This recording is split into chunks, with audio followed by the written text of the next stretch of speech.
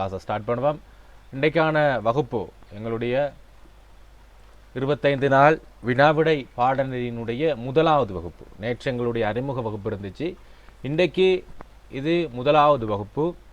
உங்களுக்கு நான் குரூப்பில் ஒரு மெசேஜ் ஒன்று போட்டிருப்பேன். பிள்ளைகள் கிளாஸில் ஜாயின் பண்ணுற பிள்ளைகள் உங்களுக்கான ஒரு கொப்பி எடுத்துக்கொள்ளுங்க. ஸோ சில நோட்ஸ் கொடுப்பேன். அதே மாதிரி பிரிண்ட் அவுட் எடுத்த பிள்ளைகள் பிரச்சனை இல்லை. ஸோ பிரிண்ட் அவுட் எடுத்திருக்க வாய்ப்பு இல்லை. ஏன்னா நான் இப்போ தான் போட கிடச்சிச்சு. எனக்கும் பிரிண்ட் அவுட் எடுத்திருக்க வாய்ப்பு இல்லை, பிரச்சனை இல்லை. ஏனெண்டா இதை பிரிண்ட் அவுட் எடுத்தால் எங்களுக்கு முழுமையாக பார்க்கலாம். இப்போ நான் உங்களுக்கு பெய்ட் குரூப்பில் இப்போ கட்டணவங்களுக்கு நான் நேற்றே அனுப்பியிருப்பேன். நிறைய பேர் கட்டணம் செலுத்தியிருக்கீங்க, அவங்களுக்கு நான் பேப்பர் நேற்றே அனுப்பிட்டேன். ஸோ அவங்க எடுத்திருப்பாங்கன்னு நினைக்கிறேன். ஆகவே பேப்பர் கையில் வச்சுருக்கிறவங்க ரொம்ப ரொம்ப ஈஸியாக இருக்கும். அவங்களுக்கு அந்த பேப்பர்லேயே சில இடங்கள் நான் கொடுத்துருக்குறேன். அந்த இடங்களில் நீங்கள் வந்து மார்க் பண்ணிக்கிறலாம். பார்ட் 1க்கும் சரி. ஏன்னா அப்படி இல்லைண்டா நீங்கள் கொப்பி இல்லை அப்படின்னு சொன்னால் பேப்பர் வச்சுருந்தீங்கன்னா பேப்பருக்கு பின்னாடி எழுதி ஒரு தாள் வந்து ஸ்டெப்லர் பண்ணி வைங்க. 2 அல்லது 3 A4 வந்து ஸ்டெப்லர் பண்ணியே வைங்க. அப்போ அதில் நீங்கள் நோட் பண்ணிக்கலாம். ஒவ்வொரு வினாவையும் போட்டு நீங்கள் நோட் பண்ணிக்கலாம். ஓகே, அப்போ இன்றைக்கு முதலாவது வகுப்பில் நாங்கள் இணைஞ்சிருக்கிறோம். நாங்கள் நேற்று பார்த்தீங்கன்னா 8 கேள்விகள் பார்த்துருந்தோம். இன்றைக்கு நாங்கள் பார்க்க இருக்கிறது 9வது கேள்வி பார்ட் 1ல். உங்களுக்கு தெரியும் இதில் 40 வினாக்கள் வரும். 40 வினாக்களில் 35க்கு மேலே எடுத்தாதான் எங்களுடைய ஏஐ தக்க வைத்து கொள்ள முடியும். ஆகவே இனி கொஞ்சம் நாங்கள் வேகமாக செயற்பட வேண்டி இருக்குது. உங்களுக்கான அட்மிஷன் எல்லாம் வந்துருச்சு. ஸோ இனிமேல் உங்களுக்கான கிளாஸஸ் கூடியிருக்கும். இனி உங்களுக்கு படிக்க வேண்டிய வேகம் இனிமேல் கூடணும். அதனால் கொஞ்சம் இனிமேல் நாங்கள் வேகமாக பார்த்துக்கொள்வோம். முதலாவது உங்களுக்கு இங்கே கேட்கப்பட்டிருக்கிற 9வது கேள்வி, அரி, ஆழி, கேசரி என்பவற்றை குறிக்கும் ஒரு சொல் எதென்று கேட்டிருக்கிறாங்க. ஸோ தெரிந்தவங்க மிக வேகமாக மைக் கவுண்ட் பண்ணி சொல்லலாம். சிங்கம். Okay, very good. சிங்கம் என்பது சரியான. Very good. வேகமாக சொல்லுங்க. ஸோ உங்களுடைய பெயரை நான் கொஞ்சம் குறிப்பிட பார்க்குறேன். ஓகே, முதலாவதுக்கு சிங்கம் என்பது சரியான பதில் பிள்ளைகள். உங்களுக்கு நான் விளக்கம் கொடுக்க வேண்டிய பகுதிகளுக்கு விளக்கம் தருவேன். ஓகே, இதுக்கெல்லாம் விளக்கம் தேவையில்லை. ஸோ ஓகே, அடுத்த பகுதியில் உப்பு விற்கும் தொழிலை மேற்கொள்பவர்களுக்கு வழங்கும் பெயர் என்னன்னு கேட்டிருக்கிறாங்க. யாருக்கு பிள்ளைகள் சொல்ல முடியும்? உமனர் என்பது ஓகே, சரியான விடையா? மற்றவங்க ஓகே, உமனர். Okay, very good. உமனர் என்பது சரியான விடை. Okay, good. இது எந்த பகுதியில பிள்ளைகள் உங்களுக்கு சொல்லப்பட்டிருக்கு?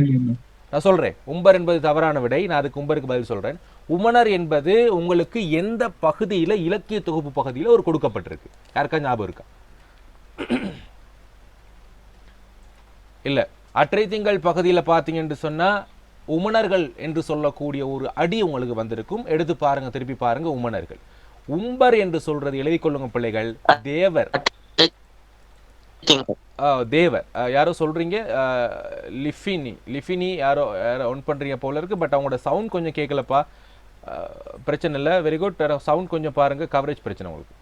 உப்பு வியாபாரி எங்களுக்கு இருக்குதான். பட் எங்களுக்கு சரியான சொல் வந்து உமனர், வியாபாரி இல்லை. உம்பர் என்பவர் தேவர். திருக்குற்றால குறவஞ்சியில வரக்கூடிய பாடல்ல உம்பர் அப்படிங்கிற ஒரு சொல் வந்திருக்கும். ஓகேவே, நோட் பண்ணிக்கொள்ளுங்க இந்த உமனர் அப்படிங்கிறது. ஓகே, அடுத்து வந்து பார்த்தீங்கன்னா 11வது வினா, பின்வருவனவற்றுள் பிராஞ்சி மொழி சொல் அல்லாதது. பாப்போம் யாரு கண்டுபிடிக்கிறீங்க. பிராஞ்சி மொழி சொல் அல்லாதது எது எதுன்னு கேட்குறாங்க.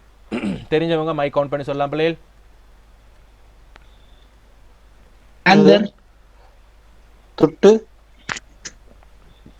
ஓகே, லாந்தர். ஓகே, முதலாவது லாந்தர் அப்படிங்கிறவங்க எல்லாருமே ஆன்சர் பண்ணுங்க சார். லாந்தர் அப்படிங்கிறவங்க ஆன்சர் பண்ணுங்க பாப்போம். ஸோ எவ்வளவு பேருக்கு? முதலாவது லாந்தருக்கு பார்த்துருவோம். லாந்தர். ஓகே, லாந்தருக்கு 2.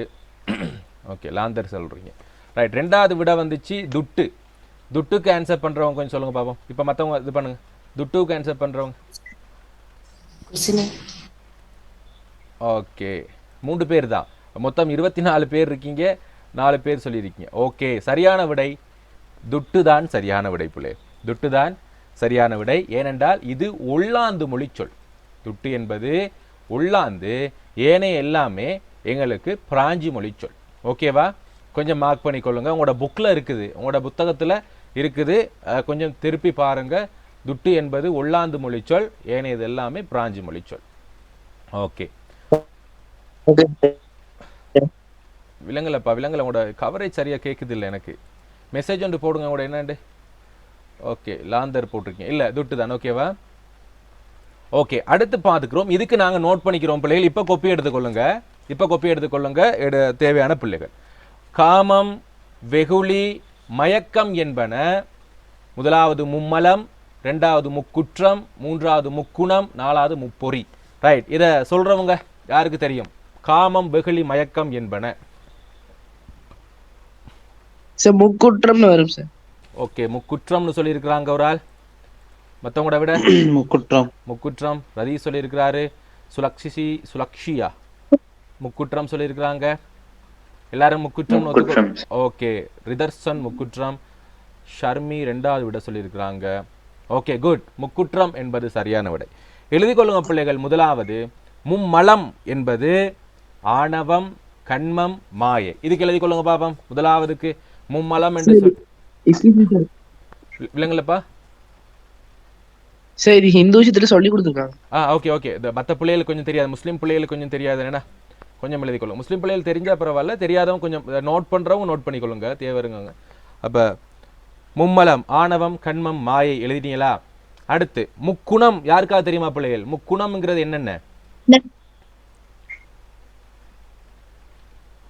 தெரிஞ்சவங்க யாராவது? முக்குணம் ஓகே எழுதி கொள்ளுங்க.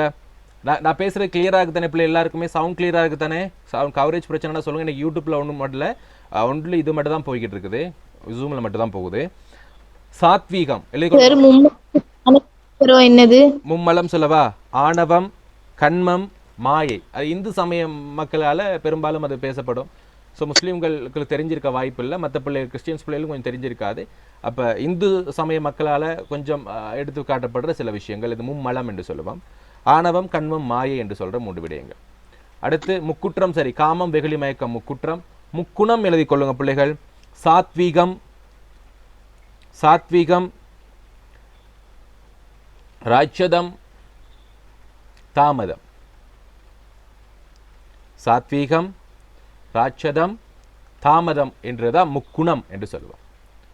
இது பெரும்பாலும் தெரிஞ்சிருக்கும். முப்பொறி, அதுவும் இந்து சமய மக்களால் பேணப்படுறதுதான் முப்பொறி.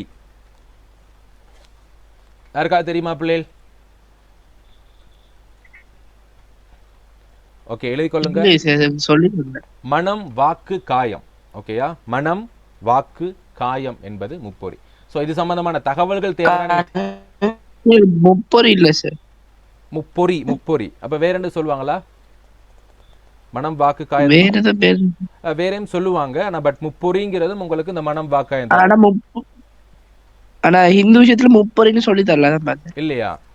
கொஞ்சம் பார்த்துக்கொள்ளுங்க. அதுக்கு வேற ஒரு பெயரும் குறிப்பிடுவாங்க தான். பட் அந்த இந்து சமயத்துல இருக்கிறவங்க கொஞ்சம் பார்த்துக்கொண்டு தெரிஞ்சுக்கொள்ளுங்க. அதை முப்பொறி என்பது பாரதியார் சுயசரித்திலே நாங்கள் அதை பத்தி பேசியிருப்போம். ஓகே, அதை எழுதி கொள்ளுங்க பிள்ளைகள். அடுத்து இப்படி முக்குற்றம் என்று போட்டிருந்தா உங்களுக்கு 1 புள்ளிகள் நோட் பண்ணிக்கிறங்க. நோட் பண்ற பிள்ளைகள் நோட் பண்ணிக்கொள்ளுங்க. 13வது பார்த்தீங்கன்னா மொழி, பொலி, பொலி. ஸோ 3ம் இருக்குது. மொழி, பொலி, பொலி என்பவற்றை முறையே குறிக்கக்கூடிய பொருள். ஸோ எது பிள்ளைகள் இதுல?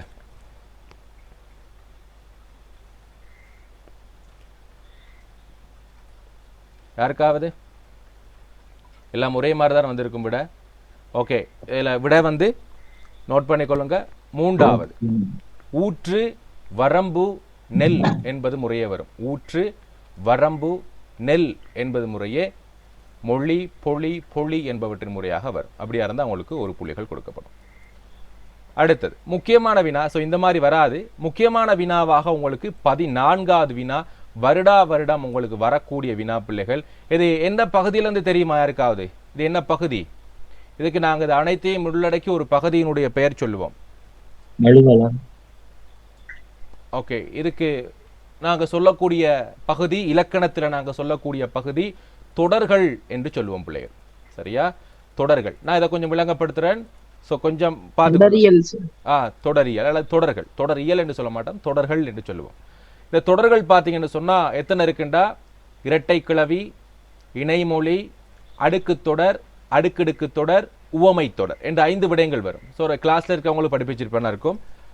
அப்போ ஞாபகம் வச்சுக்கிறோங்க, இரட்டை கிளவி, இணைமொழி, அடுக்கு தொடர், அடுக்கடுக்கு தொடர் என்பதாக இருக்கும். எங்களுக்கு இரட்டை கிளவி பிரச்சனை இல்லை. ஒரே சொல் திரும்ப திரும்ப வரும். அந்த சொல்ல எங்களுக்கு என்ன செஞ்சிருக்காது, பொருள் தராது. யாராவது ஒரு ஆள் இரட்டை கிளவி ஒன்று சொல்லுங்க பிள்ளைகள். இரட்டை கிளவி உண்டு.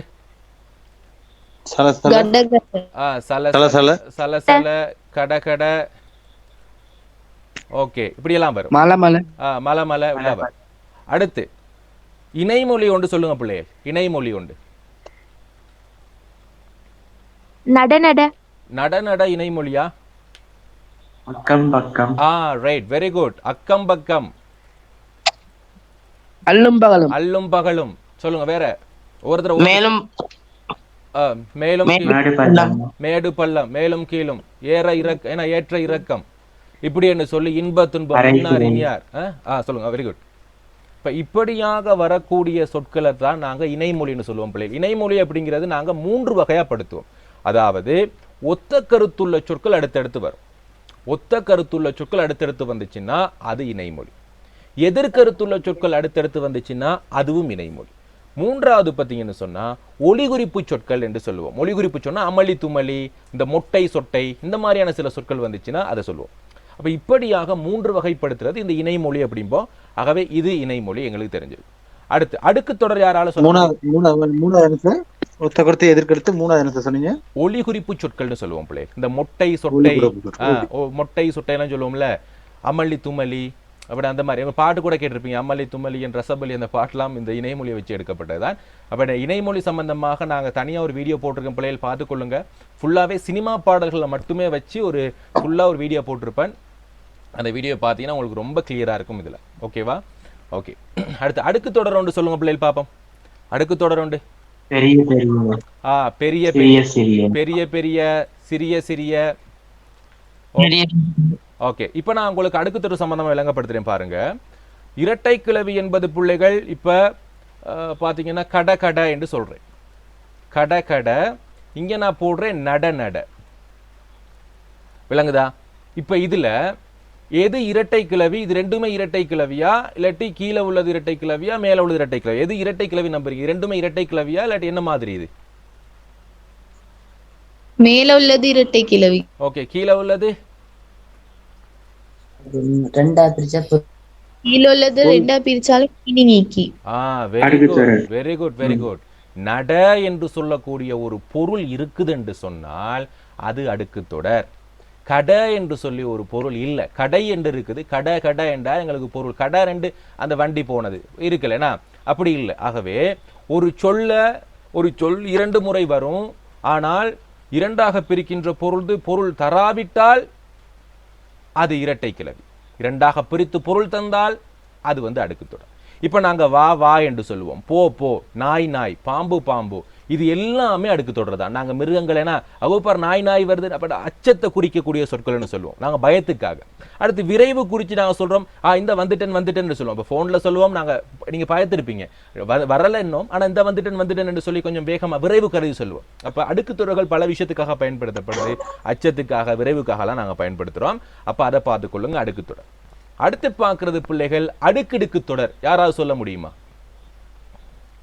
பச்சை பசேல். பச்சை பசேல். வேற செக்கச்சிவந்த. Very good. சின்னஞ்சிறிய, பின்னம்பெரிய. இப்ப பாத்துக்கிறங்க அடுக்கடுக்கு தொடர் எப்படி உருவாக்கப்படுதுன்னா, இப்ப நான் பெரிய பெரியன்னு போடுறேன், சரியா? நான் இங்க சிறியன்னு போடுறேன். இந்த 2வது வாக்கியம் சரியா வந்து, இந்த 2வது சொல் சரியா வந்து இதுக்கு முன்னாடி வரக்கூடிய சொல் பெண்ணம்பெரிய என்று மாறும். அதாவது முதல் சொல் திரிபடைந்து 2வது சொல் ஒரே மாதிரி வர்றதா அடுக்கடுக்கு தொடர். பெரிய பெரிய என்பதை நாங்க பெண்டம்பெரிய, சிறிய சிறியங்கிறது சின்னஞ்சிறிய. அப்ப சின்னஞ்சிறிய, அப்ப சின்னங்க அப்படிங்கிறது உங்களுக்கு திரிபடைஞ்சிருக்கும், பெண்ணம்பெரியங்கிறது திரிபடைஞ்சிருக்கும். சிவந்த சிவந்த, செக்க சிவந்த. ஏன்னா இப்படியாக எங்களுக்கு மாறுதென்றால் அதெல்லாமே அடுக்கடுக்கு தொடர் என்று சொல்லுவோம். உவமை தொடர் உங்களுக்கு நல்லாவே தெரியும். போல, போன்ற, புறைய, உப்ப, உருளை என்று சொல்லக்கூடிய ஏன்னா மான் போல, மயில் போல என்றெல்லாம் சொல்லி இருக்கும். அப்ப இப்படியாக இருக்கக்கூடிய இதுல நிறைய பாடல்கள் எல்லாம் வந்திருக்கு பிள்ளைகள்.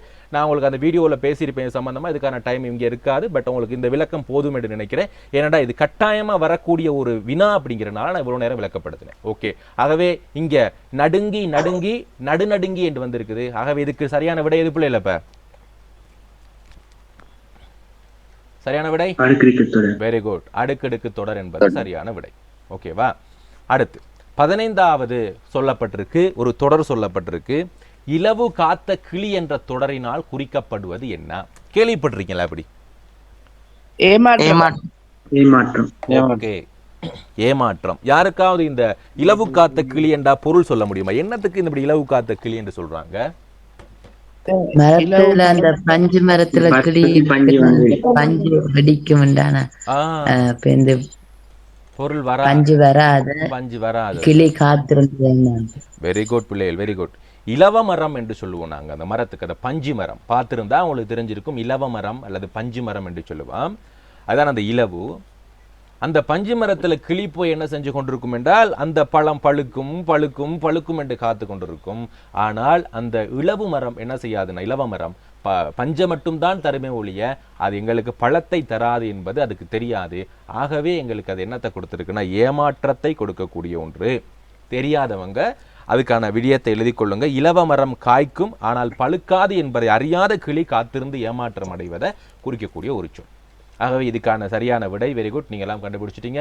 ஏமாற்றம் என்பது சரியான விடை. ஓகே, அடுத்து பார்த்தீங்கன்னா பிள்ளைகள் மரபு தொடர்கள் பத்தி நாங்க பார்க்கிறோம். மரபு தொடர்கள் நான் உங்களுக்கு ஒரு புத்தகத்தை அறிமுகப்படுத்திடுறேன். ஸோ இங்கே நான் கொடுக்கப்பட்டிருக்கிற புத்தகம் தான் பிள்ளைகள் என்னுடைய இலக்கண புத்தகம், தமிழ் இலக்கண விருத்தி மற்றும் மொழிவளம். இதுல தமிழ் இலக்கணம் இருக்குது, மொழிவளம் மற்றும் ஆக்கத்திறன் இருக்குது பிள்ளை. முதலாவது பார்த்தீங்கன்னா உங்களுக்கு கிரேட் 10 and 11க்கு வரக்கூடிய தரம் 10, 11க்கு வரக்கூடிய மொத்த இலக்கண பகுதிகள் கொடுக்கப்பட்டிருக்கு. வாக்கியங்கள்ல இருந்து அணிகள் வரையிலான மொத்த விடயங்களும் கொடுக்கப்பட்டிருக்கு.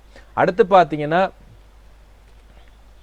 மொழிவள விருத்தி என்னென்ன விடயங்கள் நாங்கள் இதில் இந்த புக்கில் இருக்குதுன்னு சொன்னா பிள்ளைகள், முதலாவது செய்யுளை சந்தி பிரித்து எழுதுவது எப்படி. அப்போ இதுவரைக்கும் நீங்கள் எங்கேயுமே படிச்சிருக்க மாட்டீங்க பிள்ளைகள். என்னுடைய 10 விதிகள் அடங்கிய இந்த செய்யுளை சந்தி பிரித்து எழுதுவது எப்படி பற்றியான முழு விளக்கம். ரெண்டாவது, இதுவும் நீங்கள் பார்த்துருக்க மாட்டீங்க, அகராதி ஒழுங்கில் அமைந்த சொற்தொகுதி. 2 விஷயங்களும் நான் மொழிவள விருத்திக்குள்ள கொடுத்துருக்கிறேன். இதை கொஞ்சம் படித்து தெரிஞ்சுக்கொள்ளுங்க. விளங்குதா? இது சம்பந்தமாக நீங்கள் விளக்கம் வேணும்னா புக்கை வச்சுக்கொண்டு யூடியூப் சேனலில் இதே செய்யுளை சந்தி பிரித்து எழுதுவது எப்படின்னும் அகராதி ஒழுங்கில் அமைந்த சொற்தொகுதி என்று சொல்லி என்னுடைய யூடியூப் சேனலுக்குள்ளால போயிட்டு நீங்கள் தேடுனீங்க என்று சொன்னால் என்னுடைய இந்த 2 வீடியோவும் வரும். அடுத்து பார்த்தீங்கன்னா தொடர்மொழிக்கு ஒரு மொழி, கிட்டத்தட்ட 400க்கும் மேற்பட்ட தொடர்மொழிக்கு ஒரு மொழி உங்களோட என்ற புத்தகத்தில் இருக்குது. நீங்கள் வாட்சி தெரிஞ்சுக்கொள்ளலாம். அடுத்து நாங்கள் இப்போ பார்த்த தொடர்கள், பிறமொழி சொற்கள், அருஞ்சொற்கள், அருஞ்சொற்றொடர்கள், சரியா? பழமொழிகள், கிட்டத்தட்ட 200க்கும் மேற்பட்ட பழமொழிகளும் அதன் பொருள்களும் கொடுக்கப்பட்டிருக்கு. ஒரு பொருள் குளித்த பரசொல், பல பொருள் சொல்த்த ஒரு சொல் பொருள், மரபு சொற்கள், மரபு தொடர்கள், ஒத்தக்கருத்து சொல், எதிர்கருத்து சொல். இது எங்களுக்கு பெருசா தேவைப்படாது. ஏனென்றா இந்த வினா எங்களுக்கு எதுல இருந்து வருதுன்னு உங்களுக்கு தெரியும். இலக்கிய தொகுப்பு பாடப்பகுதியிலிருந்து வரக்கூடிய வினாக்கள். அடுத்து எதிர்பார்ச் சொற்கள் வரும், பொதுப்பெயர்கள், ஒளிவேறுபாட்டு சொற்கள், காப்பியங்கள், பெயராகவும் வினையாகவும் வரும் சொற்கள், திணைப்பால் என்னிடம் காலம் பற்றி, அடுத்து தொகை சொல், இலக்கண வழுக்கள், வள்ளினம் மிகுமிடங்கள், மிகாமிடங்கள். இந்த இலக்கண வழுக்கள் உங்களுக்கு எங்கன வரும் பிள்ளைகள்? இந்த வினா சுருக்க வினாக்கள்ல 10வது வினாவா வரும் பாருங்க. ஒரு இலக்கண வலு பார்த்திருக்கீங்களா? பார்ட் 2ல இருக்கக்கூடிய 10வது வினாவில் உங்களுக்கு வரும். இதுல இருக்கக்கூடிய வலுவை கண்டுபிடிங்க. என்ன வகையான வலு, என்ன பிரச்சனையில், என்ன எப்படி பிள்ளையை கண்டுபிடிக்கிறதுக்காக நான் உங்களுக்கு ஒரு 20-25 உதாரணங்கள் கொடுத்து விளங்கப்படுத்தி இருக்கிறேன். அதை பார்த்துக்கலாம். அடுத்து ஆண்டு விழாக்கள்.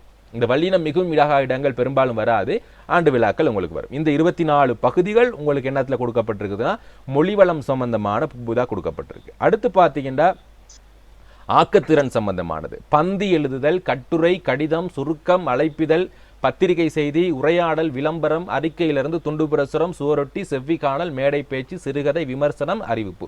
எப்படி எழுதுறது, அதுக்கான புள்ளி திட்டம் என்ன, அதுக்கான உதாரணங்களோடு அந்த புக்ல எழுதப்பட்டிருக்குது. ஸோ இது அவ்வளவும் அடங்கிய டியூட்டை நீங்க பெற்றுக்கொள்ளலாம்.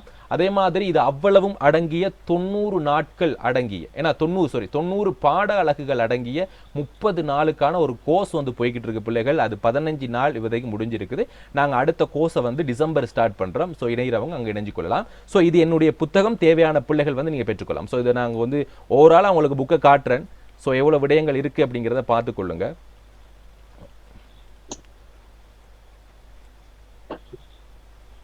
ஓகே, இப்போ இதெல்லாம் உங்களுக்கான தேவைண்ட இப்போ தொடர்மொழி கொறுமொழியெல்லாம் பார்த்தீங்கன்னா பிள்ளைகள் எக்கச்சக்கமாக கொடுத்துருக்குறேன்.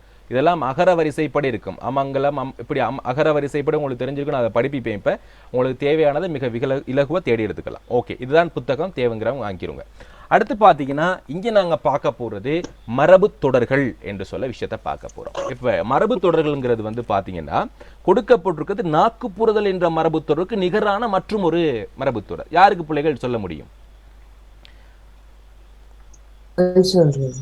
ஓகே, நாக்கு புரளுதல். நான் கேட்கிற விஷயம் பாருங்க, நாக்கு புரதல் என்ற மரபு தொடருக்கு நிகரான மற்றொரு மரபு தொடர் தான் கேட்கிறேன். நிகரான மற்றொரு மரபு தொடர்.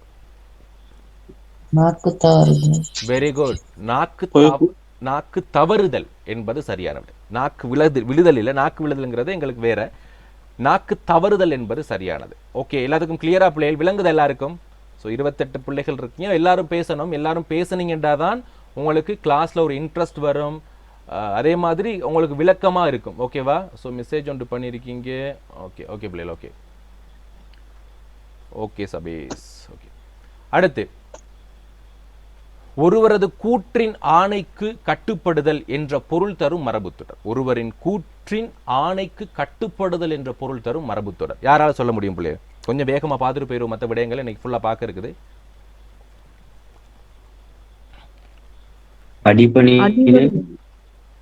ஒருவர் ஓகே, ரெண்டு சொல்றீங்க. ஒன்னு அடிபடுதல், இன்னொன்னு அடிகீழ் படிதல். ஓகே, அப்ப முதலாவது அப்படின்னு சொல்றவங்க ஆன்சர் பண்ணுங்க பாப்போம். அடிகீழ் படிதல். ஓகே, சுலக்ஷி சொல்லியிருக்கீங்க, அடிகீழ் படிதல் சொல்லியிருக்கீங்க. சபேஸ், அடுத்து மரியம், வசீகா, 3 பேர் தானே உங்களுக்கு. 29 பிள்ளைகள் இருக்கீங்க, 28 பிள்ளைகள் இருக்கீங்க, 3 பேர் தான் ஆன்சர் பண்றீங்க.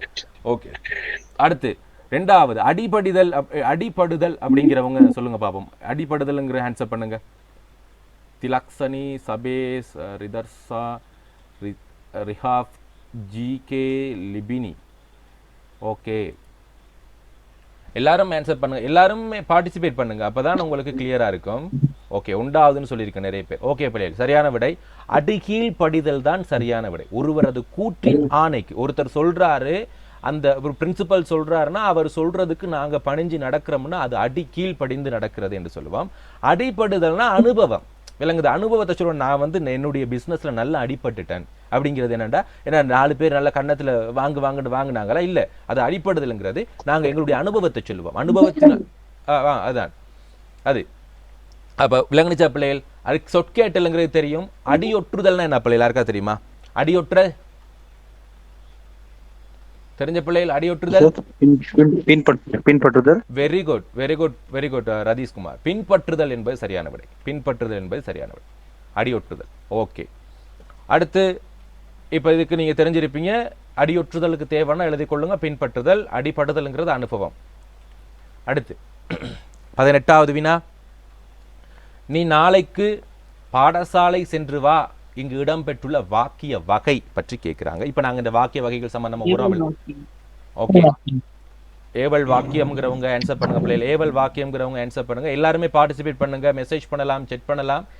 ஸோ ஓகே, பாத்திமா, தேஜஸ், ஜிகே, லிபினி, அதுக்கடுத்து ஜிஹான், திலக்ஷி, தமிழ் ஏவல்னு போட்டிருக்காங்க. தமிழ் அப்படின்னு ஒருத்தர் போட்டிருக்கிறாரு. யசீர், மயூரன், வசீகா. ஓகே, எல்லாமே போடுறீங்க. 2வது போட்டிருக்கீங்க. Very good. ஏவல் வாக்கியம் என்பது சரியான விடை. நீ நாளைக்கு பாடசாலை சென்று வா என்பது ஏவல் அல்லது கட்டளை என்று சொல்லுவோம். ஏவல் என்றால் நான் சொல்லுவதை நீ கட்டாயமாக கேட்டுக்கொள்ள வேண்டும். அதற்கு மீறி நீ ஒண்ணுமே சொல்ல முடியாது. ஆர்டர் என்று சொல்லுவோம். ஆர்டர் என்றால் நான் கட்டாயமா கேட்டுதான் ஆகும்.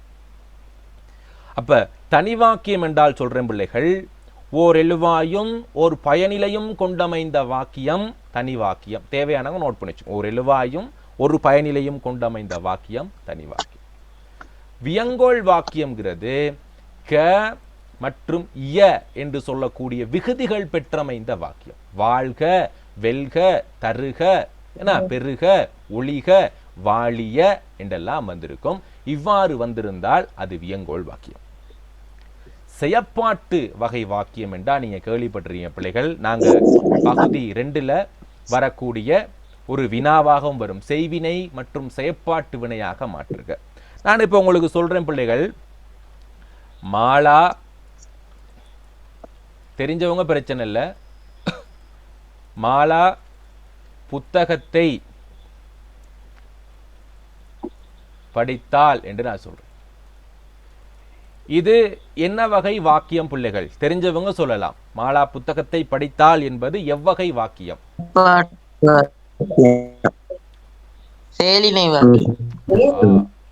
சொல்லுங்க.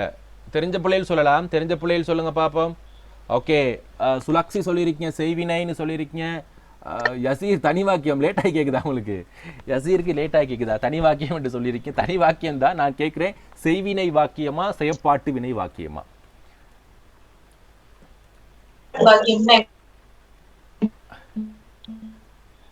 ஓகே ஓகே, திலுஷான் சொல்றீங்க, பட் எங்களுக்கு விளங்குதில்லை. திலுஷான் விளங்குதில்லை, எங்களோட கவரேஜ் குறை பிரச்சனை. ஓகே, திலுக்ஷா விளங்குதில்லப்பா. யசீர் சொல்லியிருக்கீங்க செய்வினை. ஓகே பிள்ளைகள், ஓகே. செய்வினை வாக்கியம், செய்வினை வாக்கியம். காரணம் என்னன்னு சொன்னா பார்த்துக்கொள்ளுங்க. செய்வினை வாக்கியம் என்றால் இரண்டாம் வேற்றுமை என்று சொல்லக்கூடிய ஐ உருபு, இரண்டாம் வேற்றுமை ஐ உருபு அங்க இருக்கக்கூடிய ஒரு பெயர் சொல்லில் ஏறி வந்திருக்குது.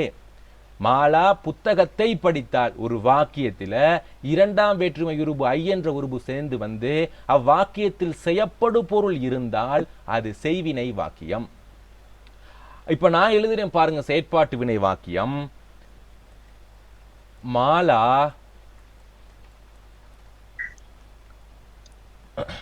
போடும், இப்படி போடும். புத்தகம் புத்தகம்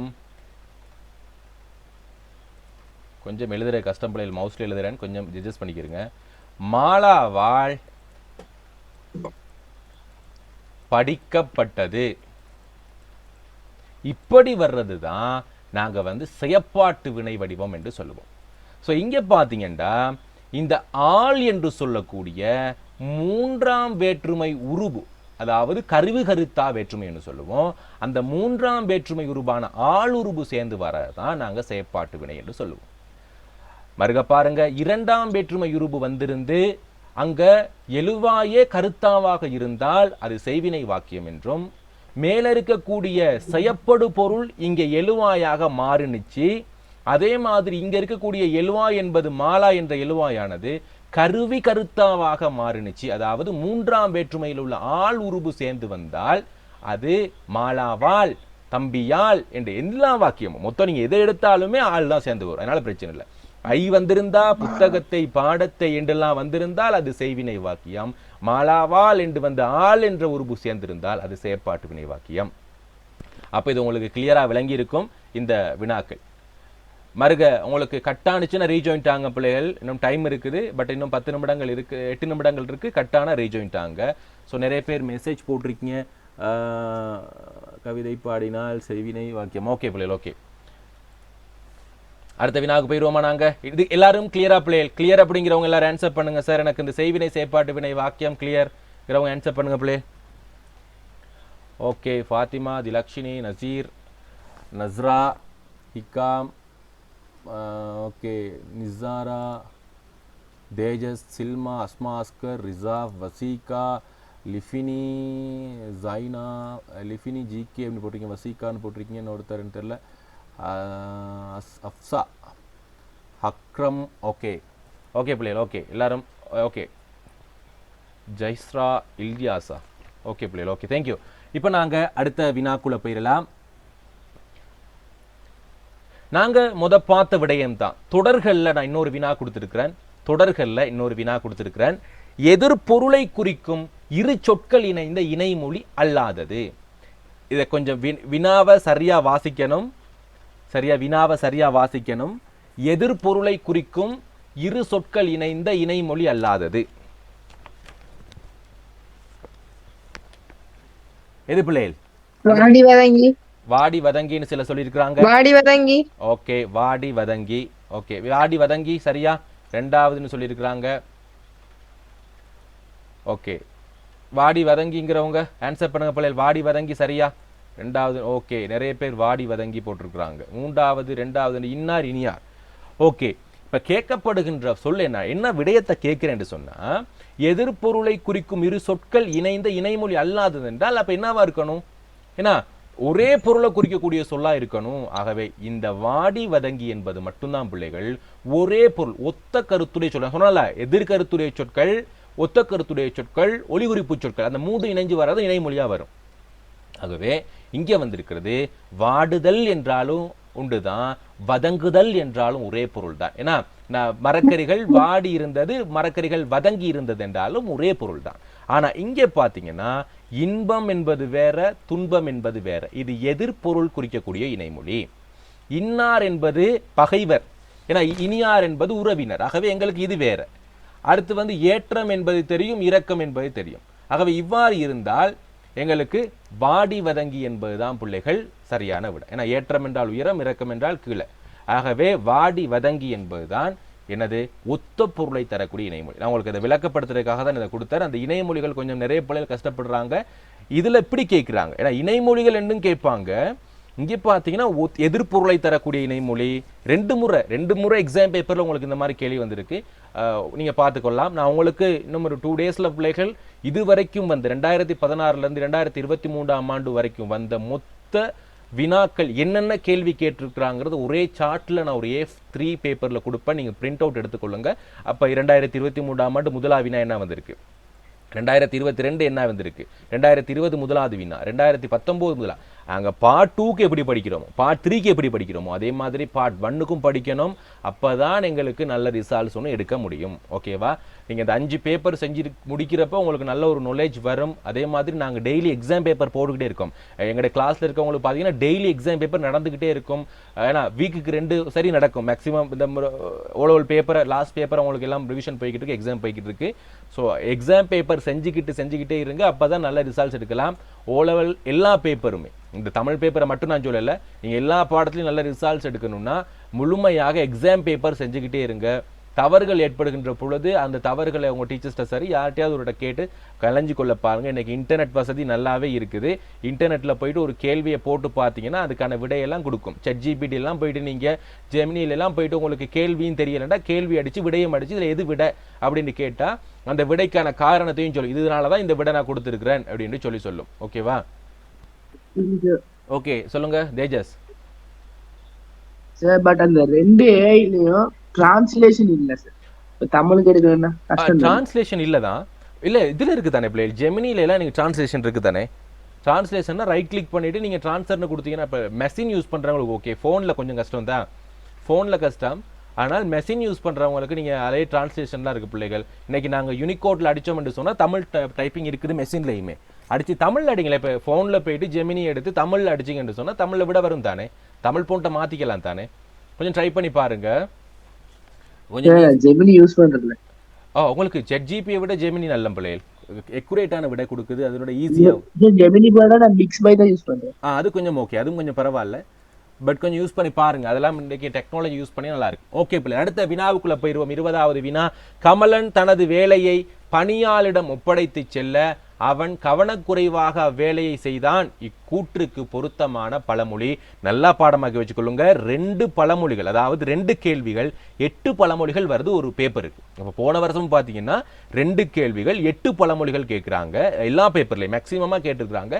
ஒரு சில பேப்பரில் மட்டும்தான் ஒரு கேள்வி. ஆகவே பழமொழிகள் மிக மிக முக்கியமானது. 2 புள்ளிகள் எடுத்துக்கொள்றதுக்காக உங்களுக்கு வழிவகுக்கும். ஆகவே இதை கொஞ்சம் பார்த்துக்கொள்ளுங்க. மேலே கேட்ட தனது வேலையை பணியாளரிடம் ஒப்படைத்து செல்ல, நான் ஒரு வேலை செய்கிறேன், நான் தான் மேனேஜர் என்றால், எனக்கு கீழே ஒருத்தர்கிட்ட கொடுத்துட்டு போறேன் என்றார், அவன் கவனக்குறைவாக அவ்வேலையை செய்தான். அதற்கு ஒரு ஏத்த பழமொழி என்னன்னு கேட்கிறாங்க. யாரால சொல்ல முடியும் பிள்ளைகள்? முதலாவது, சுண்டக்காய் காட்பணம் சுமைகூலி முட்காட்பணம், உடையவன் பாரா வேலை ஒரு முழுக்கட்டை, ஊரிரண்டு பட்டால் கூத்தாடிக்கு கொண்டாட்டம், காற்றுள்ள போதே தூற்றிக்கொள். சரியான விடை சார், சுண்டக்காய் காட்பணம் சுமைகூலி முட்காட்பணம். ஓகே, வேற உடையவன் பாரா ஒரு வேலை முழுக்கட்டை. ஓகே, முதலாவது விட அப்படிங்கிறவங்க ஆன்சர் பண்ணுங்க பிள்ளைகள். முதலாவது விட அவங்க ஆன்சர் பண்ணுங்க பாப்போம். ஓகே, திலக்ஷினி மட்டும் ஒன்றாவதுன்னு பண்ணியிருக்கிறாரு. தமிழ் அப்படின்னு சொல்கிற ஒருத்தர் தமிழ். ஓகே, பாலகிரதீஷ்குமார். ஓகே, அப்போ ரெண்டாவது அப்படின்னு சொல்கிறவங்க ஆன்சர் பண்ணுங்க பிள்ளை பார்ப்போம். ரெண்டாவதுன்னு சொல்கிறவங்க,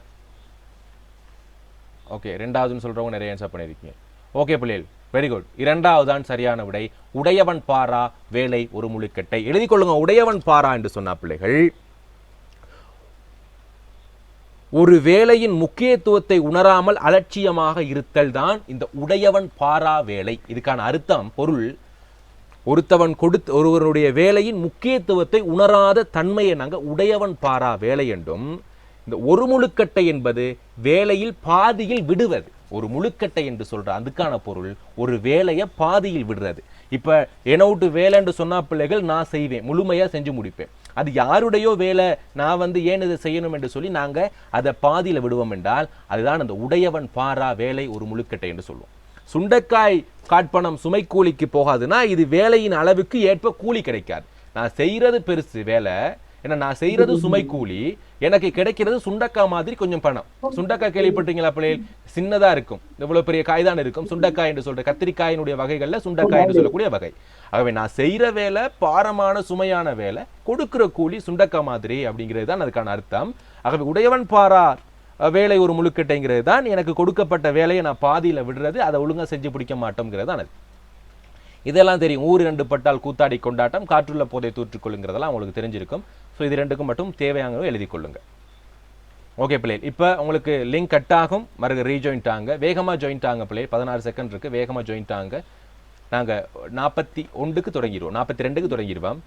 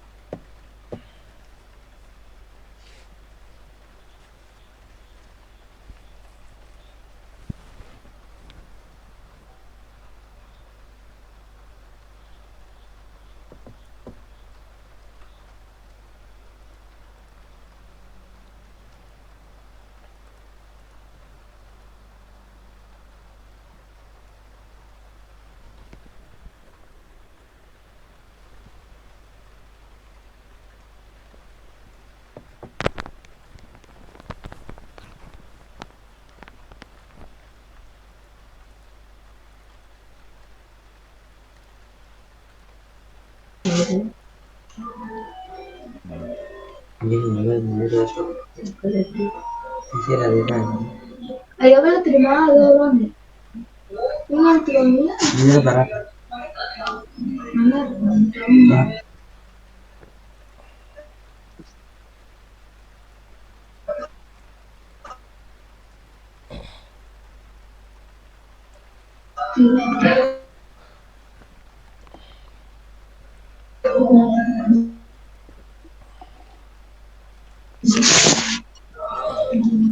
ஓகே பள்ளி, ஸ்டார்ட் பண்ணுவோம்.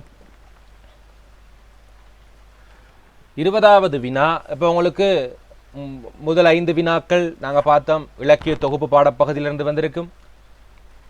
5 தொடக்கம் 20 வரையான வினாக்கள் பார்த்தீங்க என்று சொன்னால் மொழிவளம் சம்பந்தமான வினாக்களாக இருந்திருக்கும். இப்போ அடுத்து நாங்கள் பார்க்கக்கூடிய 10 வினாக்களுமே முழுமையாக இலக்கணம் சம்பந்தமாகத்தான் வரும். ஆகவே இங்கே நான் இலக்கண புத்தகத்தை காட்டுறேன். உங்களுக்கு வேறு எங்கிருந்தும் வராது, இந்த 10 பகுதிகளை உள்ளடக்கிய பகுதிகள் மட்டும்தான் உங்களுக்கு கேள்வியாக வரும். இப்போ நாங்கள் பார்க்கக்கூடிய முதலாவது வினா, 21வது வினா, எழுத்துக்களினுடைய ஒளிவேறுபாடு சம்பந்தமாக வரக்கூடியது. ஏன்னா உங்களுக்கு எழுத்துக்களுடைய ஒளிவேறுபாடு சொல்லித்தாரன். தன் இயல்பான ஒளியில இருந்து ஒரு எழுத்தானது வேறுபட்டு ஒலிக்குமாயின் அது எழுத்துக்களினுடைய ஒளிவேறுபாடு என்று சொல்லுவோம். இந்த வருடம் உங்களுக்கு வந்திருந்தது அகர ஒளி வேறுபாடு, அகரம் வேறுபட்டு ஒலிக்கும். இதுவரைக்கும் கேட்கப்படாத வினா, நாங்களுமே பெரும்பாலும் அதை பிள்ளைகளுக்கு படிப்பிக்காத ஒரு வினா. ஆகவே இந்த முறை கேட்டிருந்தாங்க, எல்லாருக்குமே குழப்பம் ஏற்படுத்தப்பட வேண்டிய வினா. ஆகவே எழுத்துக்களின் நாக்கினுடைய அசைவும் நாக்கினுடைய உயர்வும் அடிப்படையை வச்சு இந்த முறை கேள்வி கேட்டிருந்தாங்க. கொஞ்சம் கடினமான ஒரு வினாவாக இந்த முறை 21வது வினா அமைஞ்சிருச்சு. நான் இந்த முறை எக்ஸாம் பேப்பரை மற்ற பிள்ளைகளை நான் படிப்பிப்பேன் அந்த வினாவை, பட் எழுத்துக்களுடைய ஒளி வேறுபாடை நான் விளக்கப்படுத்திடுறேன். இங்கே பார்த்தீங்கன்னா இது இலை, சாரி இலை,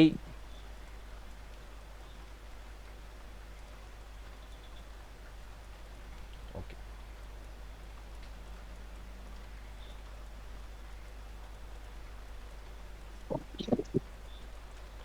ஓகே. இந்த முதலாவது சொல்ல ஒரு ஆளும் அந்த முதலாவது சொல் வாசியம் இதை ரெண்டையும் முதலாவது வாசிங்க பார்ப்போம். யாராவது வாசிங்க பார்ப்போம். இலை இடம். ஓகே, வாசிச்சவங்க இலை, மறுக வாசிங்க பிள்ளைகள். இலை இடம். இலை இடம். ஓகே, அடுத்து இதை வாசிங்க பார்ப்போம். ஈசல் ஈட்டி. ஓகே, இப்போ இங்கே பார்த்துக்கொள்ளுங்க, நான் மறக்க உச்சரிக்கிறேன். இலை உடம், இல்லைங்கதா, இலை உடம், ஈசல் ஈட்டி. இப்போ உங்களுக்கு உச்சரிப்புல சிறிது வேறுபாடு விளங்கி இருக்கும். இலை இடம், ஈசல் ஈட்டி. இந்த ஈ என்பது எங்களுக்கு வந்து இந்த ஈ மாதிரி, ஏன்னா இந்த ஆங்கிலத்தில் பயன்படுத்தக்கூட இந்த ஈ என்ற மாதிரி நாங்கள் யூஸ் பண்ணியிருப்போம்.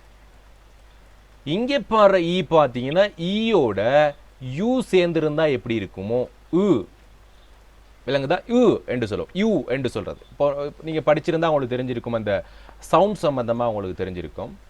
இதுக்கான காரணம் என்னன்னா பிள்ளைகள், இந்த உயிரெழுத்துக்களான இகர ஈகார எகர ஏகார எழுத்துக்கள் தன் இயல்பான ஒளியிலிருந்து ஒரு சில சந்தர்ப்பத்தில் மாறி ஒலிக்கும். இதுக்கான காரணம் என்னன்னா, இந்த வளைனா ஒலிகள் என்று சொல்லக்கூடிய தகர, லகர, லகர மற்றும் இந்த நகரம் மற்றும் உயிரேறிய இந்த ரகர எழுத்துக்கள், இந்த எழுத்துக்கள் உச்சரிக்கிற இடங்கள் பார்த்தீங்கன்னா எங்களுடைய வாய்ப்பகுதி இப்படி இருக்குன்னா பிள்ளைகள்,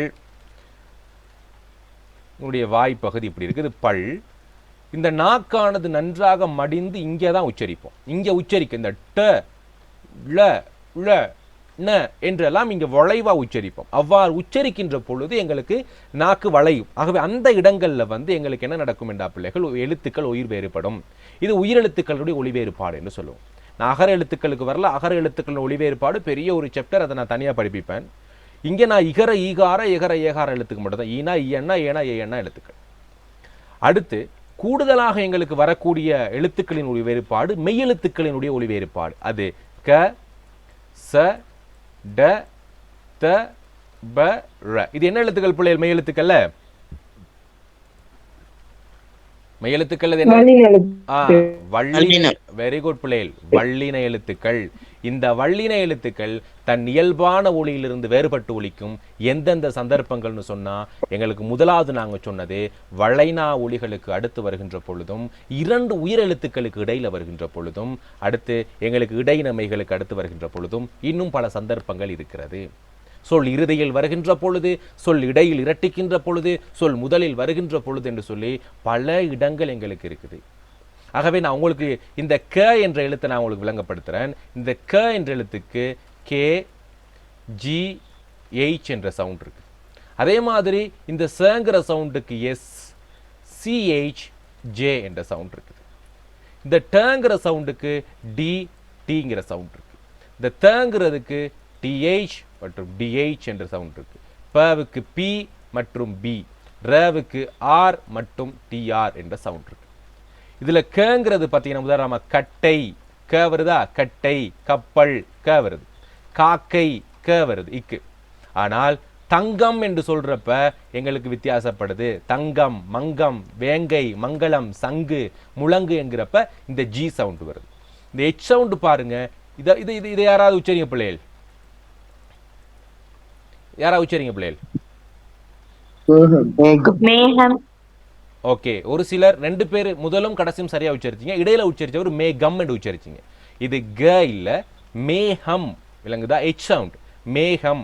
இதுக்கான காரணம் இரண்டு எழுத்துக்களுக்கும் இடையில, அதாவது ரெண்டு உயிரெழுத்துக்களுக்கு ஏஎன்னாவுக்கும் ஆனாவுக்கும் இடையில இக்கு வந்திருக்கனால இந்த ரெண்டு எழுத்துக்களோட சவுண்டு தான் இதுக்கு ஒலிக்கும். இப்படியான நிறைய காரணங்கள்லாம் இருக்குது இது ஒலிக்கிறது.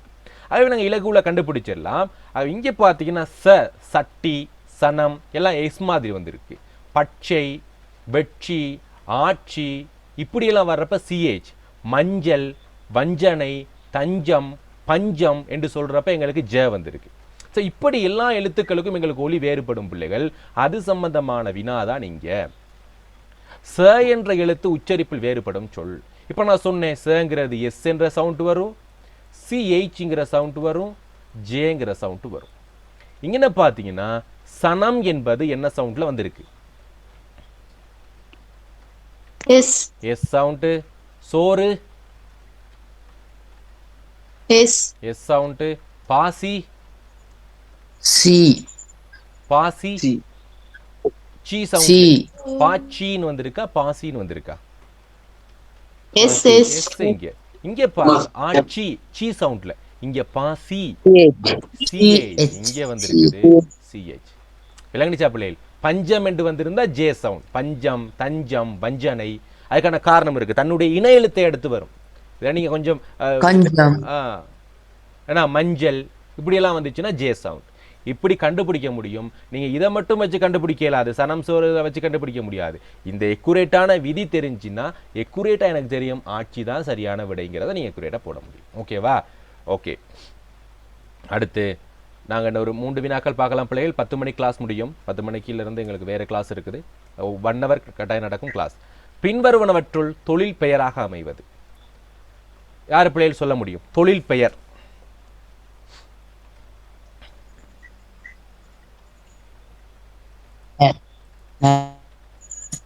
நடை நடை என்று சொல்லியிருக்கிறாங்க. நடை என்றதுக்கு ஆன்சர் பண்ணுங்க. நடைங்கிறது சரியா பிள்ளைகள்? தொழிற்பெயர் சரியா? நடைங்கிறவங்க ஆன்சர் பண்ணலாம். தேஜஸ் சபேஸ். அடத்தல் நடத்தல். ஓகே, வெரி குட் நடத்தல் வெரி குட். நடத்தல் என்பதுதான் சரியான விடை. நான் ஏன்னு சொல்றேன் பாருங்க. தொழில் பெயர்கள் என்னவா இருக்கும்னா வினை அடியாக பிறந்து, வினை அடினா உங்களுக்கு தெரியும், நட வா போ நில் இரு படு தூங்கு என்று சொல்லி கட்டளையாக இருக்கக்கூடிய வினை அடியாக பிறந்து என்னென்ன விகுதி சேர்த்து வரும்னா இத்தல், தெரியாதவங்க நோட் பண்ணிக்கிறீங்க, தல், மூன்றாவது அல், அடுத்து அது, அடுத்து இறுதியா மை. இந்த விகுதிகளை சேர்த்து வந்தாதான் அது தொழில் பெயர். நடத்தல், வருதல், வரல், வந்தது, வந்தமை. நடத்தல் என்ன, வருதல், வரல், வந்தது, வந்தமை இப்படி வந்திருக்கும். இப்படியாக வந்தால் அது தொழில் பெயர். நடக்கிறவள் என்பது எவ்வகை பெயர் அல்லது எவ்வகை வினை என்று கேட்போம். நீங்க எதை கண்டுபிடிக்கிறீங்கன்னு பார்ப்போம். நடக்கிறவள் என்பது எவ்வகை சொல்? யாரால கண்டுபிடிக்க முடியும்? இதை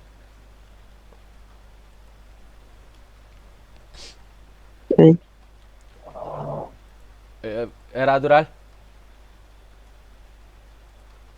இல்ல.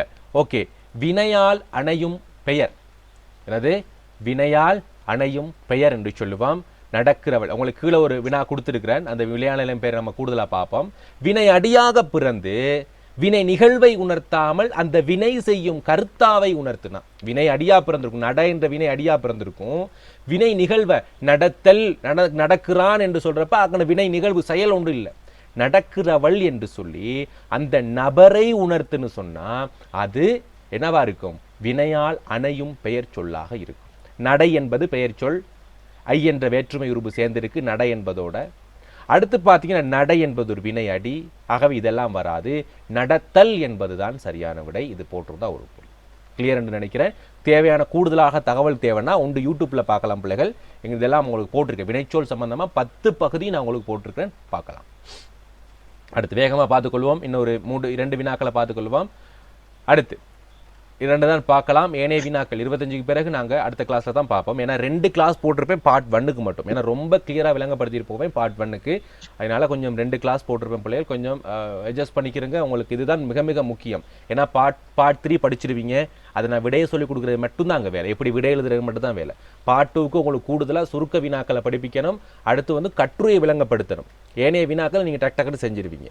ஆனால் பார்ட் 1க்கு நீங்கள் இந்த அளவுக்கு மெனக்கெட்டு படிச்சிருக்க மாட்டீங்க, ஒவ்வொன்றுக்கும் விட. ஆகவே இதை தான் நான் கூடுதலாக எடுத்து டைம் எடுத்து படிப்பேன். 2 நாள் போகும். இது 2 நாள் போகும். எல்லாம் பார்ட் 1 2 நாள், பார்ட் 2 2 நாள், பார்ட் 3 நாள். அப்போ 6 நாள் ஒரு பேப்பர் படிப்போம். 5 பேப்பர் 30 நாள் கிளாஸ் நடக்கும். ஓகேவா? அதை விட கூடுதலாகவும் நடக்கும். உங்களோட வினாக்களும் நாங்கள் போட்டு படிப்போம் இடையில. ஓகே, பின்வருவனவற்றுள் பெயர் பயனிலையை கொண்டது என்ன அப்படின்னு கேட்குறாங்க. யாருக்கு கண்டுபிடிக்க முடியும் பிள்ளைகள்? பெயர் பயனிலை. நான் ஒரு மாணவன். ஓகே, தேஜஸ் சொல்லியிருக்கிறார். தேஜஸா, நான் ஒரு மாணவன் என்று சொல்லியிருக்கிறாரு. ஓகே, முதலாவது சரியா பிள்ளைகள்? நான் ஒரு மாணவன்கிறது சரியா? சரி, சரியான விடை பிள்ளைகள். நான் ஒரு மாணவன். பயனிலையை வந்து நாங்கள் பெயர் பயனிலை, வினை பயனிலை, வினா பயனிலை என்று 3ஆக வகைப்படுத்துவோம். நான் வேற்றுமைகள் படிப்பிக்கிறப்ப படிப்பிச்சிருப்பேன் பிள்ளைகள். எழுவாய் என்று சொல்லக்கூடிய எழுவாய் வேற்றுமை படிப்பிக்கிறப்ப நாங்கள் இந்த விடயத்தை படிப்பிப்போம். நான் ஒரு மாணவன் என்பது ஒரு இறுதியாக பயனிலை எதில் முடிஞ்சிருக்குன்னா ஒரு பெயர் சொல்ல முடிஞ்சிருக்கு. நான் யார் என்று சொன்னா, நான் யார் என்று சொன்னா இங்க யார் என்பது ஒரு என்ன பிள்ளைகள்? வினா. ஆகவே வினா பயனிலை. நான் நடந்தேன் என்பது வினை பயனிலை. ஆகவே 3 விஷயம் தான் இருக்கு இந்த பயனிலைங்கிற விஷயம். ஆகவே ஒரே ஒரு முறை பேப்பர்ல மட்டும் இந்த வினா வந்துருந்துச்சு. அதனால இந்த இடத்துல நான் உங்களுக்கு உட்படுத்தியிருந்தேன். ஆகவே இங்க நான் ஒரு மாணவன் என்பது எங்களுக்கு பெயர் பயனிலை. விளங்குச்சா பிள்ளைகள்? இங்க போத்தலை உடை என்றால் உடைத்தல் என்ற பொருள். ஆகவே இந்த இடத்துல வினைதான் வந்திருக்கு. காற்று வீசியது எங்களுக்கு தெரியும், எங்களுக்கு வினைதான். நான் போனேன் வினைதான். ஆகவே நான் ஒரு மாணவன் என்பதுதான் எங்களுக்கு பெயர் பயனிலை கொண்டதாக இருக்கும். ஓகே, அடுத்து 24வது வினா பிள்ளைகள். கொஞ்சம் வேகமாக பார்த்துக்கொள்வோம். இது பெரிய பகுதி. அகராதி ஒழுங்கில் அமைந்த சொற்தொகுதி மிகப்பெரிய ஒரு விளக்கப்படுத்த வேண்டிய பகுதி. உங்களுக்கு டைம் இங்கே போதாது. ஆகவே இதை பகுதியாக நாங்கள் அடுத்த கிளாஸில் பார்க்கலாம். இதை மட்டும் பார்த்து 24வது. பாரதி சிறந்த கவிஞன் என்பதில் எவருக்கும் ஐயமில்லை. இதில் இடம்பெற்றுள்ள நிரப்பித் தொடர் எது பிள்ளைகள்?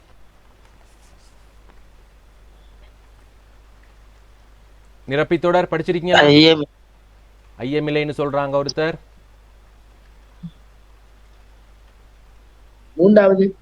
3வதுன்னு சொல்றாரு. என்பதில் என்று சொல்றாங்க. ஓகே, நாங்க பார்க்கலாம். உங்களுக்கு நான் இந்த இலக்கண புத்தகத்துல வாக்கியங்கள் என்ற பகுதியில் நாங்கள் படிப்போம். தனி வாக்கியம், கூட்டு வாக்கியம், கலப்பு வாக்கியம் என்ற பகுதியில் இந்த நிரப்பி தொடர்கள் சம்பந்தமாக நான் இங்கே கொஞ்சம் படிப்பிச்சிடுறேன் வேகமாக. நாளை பாடசாலை நடைபெறாது என்று ஆசிரியர் கூறினார். அக்கா படித்தாள் என்று தம்பி சொன்னார். முதல் வாக்கியத்தில் தலைமை தொடர்தான் நம்ம படிச்சிருப்போம். தலைமை தொடரெல்லாம் நீங்கள் பார்த்துக்கொள்ளுங்க. மேலே உள்ள 2 வாக்கியங்கள் எடுத்துக்கொண்டால் முதல் மற்றும் 2ஆம் வாக்கியத்தில் ஆசிரியர் கூறினார், தம்பி சொன்னான் என்பது தலைமை தொடர்களாகும். முதல் மற்றும் 2ஆம் வாக்கியங்களில் நாளை பாடசாலை நடைபெறாது, அக்கா படித்தாள் என்பது சார்பு தொடர்களாகும். இவ்வாறு ஒரு தலைமை தொடரையும் சார்பு தொடரை இணைப்பதற்காக என்று சொல்லக்கூடிய இடைச்சொல் இடம்பெற்றிருக்கிறது. அதே நேரம் இந்த என்று என்ற இடைச்சொல் ஆசிரியர் என்ன கூறினார், தம்பி என்ன சொன்னார் என்பதை இந்த துணைநிலை தொடர்கள் சார்பு தொடர் விளக்குகிறது. ஆசிரியர் கூறினார், தம்பி சொன்னான் ஆகிய 2 வாக்கியங்களிலும் சொல்லப்பட்ட விடயம் குறிப்பிடப்படாது, இடைவெளியாக நிற்கின்றது. துணைநிலை வாக்கியம் அந்த இடைவெளியை நிரப்புவதற்கு அதனால் என்பதை நிரப்பி தொடர் வருகிறது. ஆகவே இங்கே சொல்லப்படுகின்ற அந்த அதனால், ஆகவே, எனவே என்று சொல்லக்கூடிய ஒரு சில தொடர்கள் எங்களுக்கு நிரப்பக்கூடியதாக, அந்த துணை வாக்கியத்தையும் சார்பு வாக்கியத்தையும் என்ன செய்யக்கூடியதாக, இணைக்கக்கூடியதாக இருக்கக்கூடிய சொற்களை தான் நாங்கள் இந்த நிரப்பி தொடர்கள் என்று சொல்லுவோம். ஆகவே இங்கே நிரப்புவதற்காக பயன்படுத்தப்பட்டிருக்கிறது எது பிள்ளைகள்? என்பதில் என்று சொல்லக்கூடிய அந்த விடயம். இதுதான் எங்களுக்கு விடையாக வரும் பிள்ளைகள். பாரதி சிறந்த கவிஞன் என்பதில் எவருக்கும் ஐயமில்லை. ஆகவே இங்கே வந்திருக்கக்கூடிய நிரப்பித்துறை எதுன்னு சொன்னால் 24வதுக்கு என்பதில் என்பதாகும். ஓகே பிள்ளைகள், அப்போ நாங்கள் இந்த கிளாஸை முடிப்போம். இந்த 3 நிமிடங்கள் இருக்குது பிள்ளைகள். ஆகவே நீங்கள் இந்த வகுப்பில் இணைஞ்சு கொள்ளணும் என்று சொன்னால் கீழே இருக்கக்கூடிய நம்பருக்கு உங்களுடைய பெயர் மற்றும் உங்களுடைய மாவட்டத்தை குறிப்பிட்டு நீங்கள் போடுங்க. அதே நேரம் உங்களுடைய கட்டணங்கள் வந்து 3000 பிள்ளைகள். உங்களுக்கு குறிப்பிட்டிருந்தேன் 3000 ரூபாய் உங்களுக்கான 25 நாட்கள் மற்றும் இது 30 நாட்களாகவே நடக்கும் பிள்ளைகள். ஏன்னா எங்களுக்கு 6 நாள் போகும் ஒரு பேப்பர் முடிக்கிறதுக்கு. நான் 25 நாள் எக்ஸ்பெண்ட் பண்ணேன். பட் எங்களால் 30 நாளுக்கு மேலே போகும். அது பிரச்சனை இருக்காது உங்களுக்கு. அதனால சொல்லுங்கம்மா. இதே நாள் எனக்கு இப்போ எங்களுக்கு வந்து நாள் உங்களுக்கு சொல்லியிருக்கேன் பிள்ளைகள். பார்த்தீங்கன்னா திங்கட்கிழமை, செவ்வாய்க்கிழமை, வியாழக்கிழமை 9 மணிலேருந்து 10 மணி மட்டும் உங்களுக்கு நடக்கும். சரியா? உங்களுக்கு ஒரு நாள் கிளாஸில் ஜாயின் பண்ணி கேளாட்டியும் கூட பிரச்சனை இல்லை. உங்களுக்கு வந்து ரெக்கார்டிங் கிடைக்கும். உங்களுக்கான வெப்சைட் சம்மந்தமாக நான் சொல்லியிருந்தேன் பிள்ளைகள். எங்களோட வெப்சைட்டில் போய்ட்டு நீங்கள் ரெக்கார்டிங்கை பார்த்துக்கொள்ள முடியும். ஸோ கிளாஸில் ஏற்கனவே 30 நாள் கோர்ஸில் இருக்கவங்களுக்கு தெரியும். ஸோ ஒவ்வொரு நாளும் நடக்கிற கிளாஸ் டாக்குமெண்ட், அதே மாதிரி அங்கே இருக்கிற ரெக்கார்டிங் எல்லாமே எங்களுக்கு வெப்சைட்டில் இருக்கும். நீங்கள் போய் பார்த்துக்க முடியும். அது என்ன பிரச்சனைன்னு சொன்னால், ஒரு மெயிலுக்கு மட்டும் தான் வேலை செய்யும். உங்களோட ஒரே ஒரு மெயில் மட்டும் நீங்கள் அனுப்புனீங்கன்னா அந்த ஒரு மெயிலுக்கு தான் வேலை செய்யும், மற்றவங்களுக்கு அது காட்டாது. கட்டணம் கட்டினவங்களுக்கு நான் மெயில் அக்சஸ் கொடுப்பேன். அதே மாதிரி குரூப்பில் அவங்களோட பேசுவேன். அவங்களுக்கான வினாவிடை சம்பந்தமான பிரச்சனைகள் இருந்தால் நாங்கள் அதில் கலந்துருவோம். உங்களுக்கு ஏதாவது ஒரு வினா பிரச்சனைன்னு சொன்னால் அதை நீங்கள் குரூப்பில் ஷேர் பண்ணிங்கன்னு சொன்னால் அதுக்கு விடை யாராவது தெரிஞ்சால் போடலாம். இல்லைனா நான் உங்களுக்கு தெரியாத விடைகளை வந்து நான் உங்களுக்கு அது சம்மந்தமாக பேசுவேன். ஆகவே இந்த மாதிரியான விஷயங்கள் இந்த கிளாஸஸில் நடக்கும் பிள்ளைகள். ஆகவே மேக்ஸிமம் வந்து நாங்கள் இந்த டேட்டில் தான் நடத்த முடியும். டைம் இந்த டைம் தான். அடுத்து டைம் உங்களுக்கு மாற்றிக்க முடியாது. 30 நாள் கோர்ஸ் நடக்குது. அது வெள்ளி, சனி, ஞாயிறு 10 மணிலேருந்து 11:30 மணி 12 மணி மட்டும் நடக்கும் அந்த கோர்ஸ். அப்போ அங்கேயும் எங்களுக்கு மாற்றிக்கொள்ள முடியாது.